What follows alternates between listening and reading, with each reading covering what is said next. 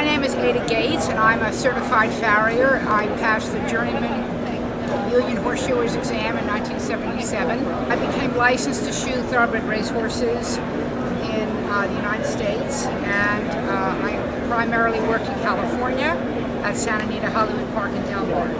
During my career, I shod a lot of very famous horses.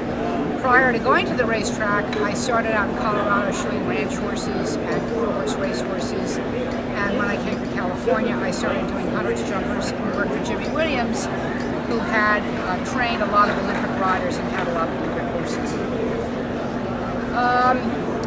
As I was going along, I was invited to be the horseshoe inspector for the Rose Parade, which is the January 1st of every year in Pasadena, California.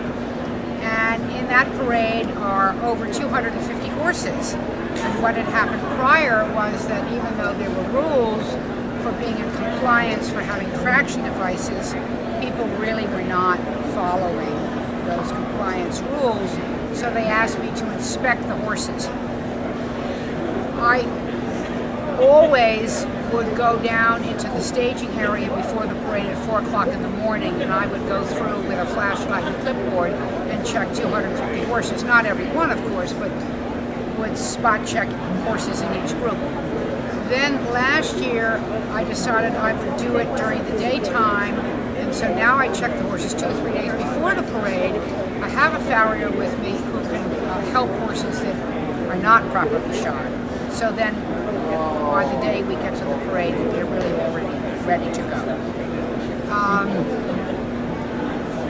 I really like working for the Rose Parade. There's over 900 volunteers. I am a volunteer. Nobody gets paid to work for the Rose Parade, but you get a lot of benefits. You go to parties, and you go to big meetings, and you get special tickets.